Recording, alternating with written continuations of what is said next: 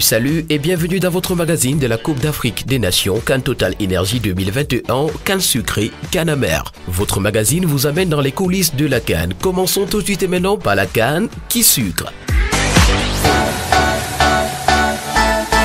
Première des informations sucrées pour cette CAN, l'ancienne vedette du football sénégalais El Hadj Ousseynou Diouf n'en démord pas. Selon l'ancien joueur du RC Lens et de Liverpool, le Sénégal doit prendre sa revanche sur l'Algérie et gagner la Coupe d'Afrique des Nations.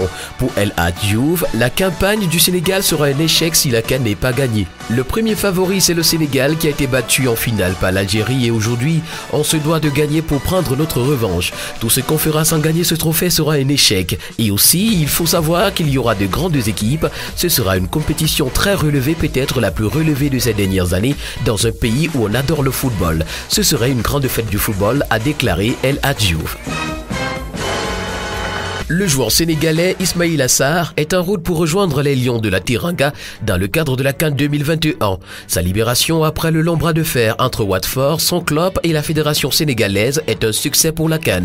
L'allié des Lions du Sénégal, Ismaïla Sarr, est donc finalement libéré par son club pour se faire évaluer sa blessure par le staff médical de sa sélection nationale. Après avoir refusé de libérer le joueur, Watford a révisé sa décision suite aux menaces de la fédération sénégalaise de football. Blessé depuis quelques semaines, Ismaïla Sarr ne pourrait pas jouer les matchs de la poule de la CAN 2021 qui démarre le 9 janvier 2022.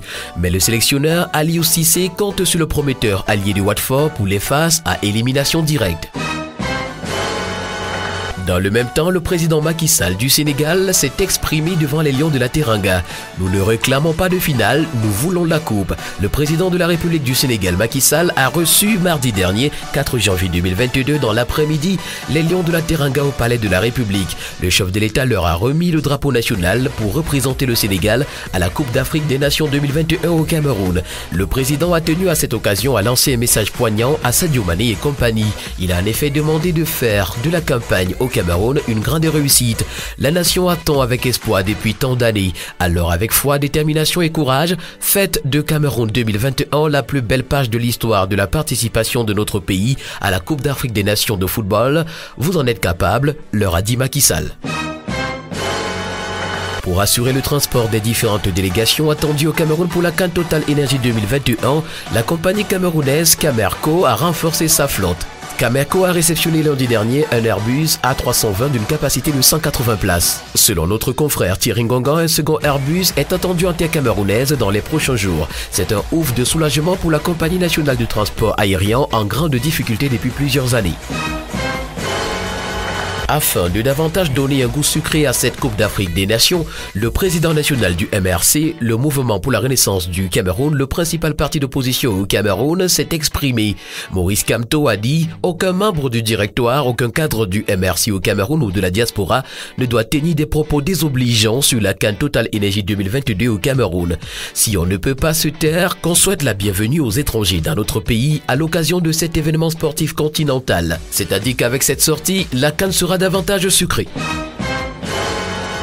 La cagnotte des différents vainqueurs pour cette Coupe d'Afrique des Nations est désormais connue. Selon lestransferts.com, le grand vainqueur champion d'Afrique repart avec le trophée mis en jeu. Aussi, une somme de 4,4 millions d'euros sera-t-elle remise à la sélection gagnante. Le deuxième finaliste repart quant à lui avec 2,64 millions d'euros. Le troisième et demi-finaliste imposent chacun 2,2 millions d'euros puis 703 361 000 euros pour le quart de finaliste.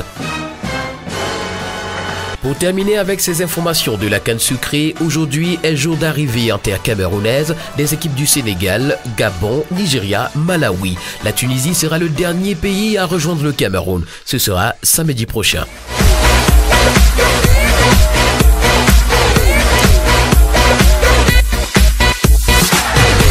Après ces informations ô combien croustillantes de la CAN sucrée, place maintenant à la CAN amère. Dans une vidéo, Pierre Ménez répond aux questions des internautes sur l'actualité du football. L'ancien consultant de Canal+ a été notamment interrogé sur la polémique autour de la CAN 2021 et la libération des joueurs africains. Dans sa réponse, Pierre Ménez indique d'emblée s'approprier entièrement les propos de Patrick Vieira sur le respect que la CAN mérite. Pour Ménez, la Coupe d'Afrique des Nations est comme l'Euro et en tant que tel, les clubs ne devraient pas empêcher les joueurs de répondre à leur sélection nationale. Cependant, le journaliste sportif soutient que la CAN est mal placée. Je suis à 100% en phase avec ce qu'a dit Patrick Vieira.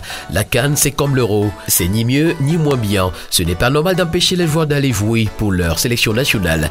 Après, il est évident que cette compétition pour les clubs qui paient les joueurs est mal placée. Il y a les équipes françaises qui vont souffrir grandement pendant cette CAN. Je pense à Metz, à Saint-Etienne, à Lens. Maintenant, on parle aussi d'Afrique. Il y a des conditions climatiques qui font qu'il est difficile de mettre cette compétition au mois de juin parce qu'il fait trop chaud. C'est donc un problème. C'est aussi un problème de concertation. Si tout le monde y mettait du sien pour alléger le calendrier, a déclaré Pierre Ménès.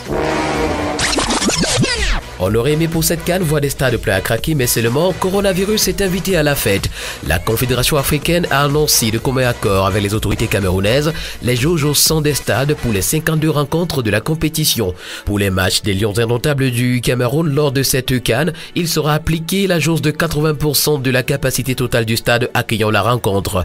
Quant aux autres matchs en dehors du pays organisateur, une jauge de 60% de la capacité est applicable. C'est l'essentiel à retenir de la correspondance adressée par Véron Moussengomba, secrétaire général de la Confédération africaine de football, aux différentes équipes qualifiées pour la CAN 2021.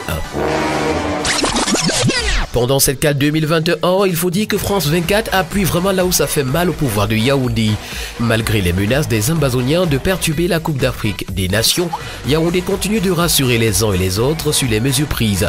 Le gouvernement camerounais a mis en place des dispositifs spéciaux pour protéger les équipes et les supporters dans les zones où la velléité sécessionniste est présente. La chaîne de télévision France 24 cependant a effectué un reportage sur les zones de conflit et les craintes des équipes qui y sont installées. Ce dossier bien qu'équilibré, ne va pas du tout plaire au palais des tout-dits quand on sait que ce genre d'éléments rend furieux les dignitaires du régime en place.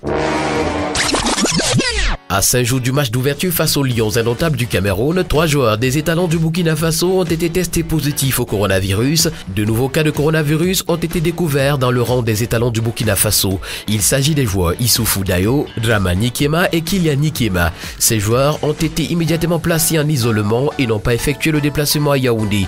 Le Burkina Faso et le Cameroun joueront le match d'ouverture de la CAN le dimanche 9 janvier 2021 au stade d'Olembi. Ces tests positifs n'arrangent guère les affaires des poulains de Kamoumalo, très attendu pour ce premier match. Merci, c'est terminé pour cette autre édition de votre magazine CAN Sucré, CAN Amer. Rendez-vous très prochainement pour une nouvelle parution. Vive la CAN au Cameroun!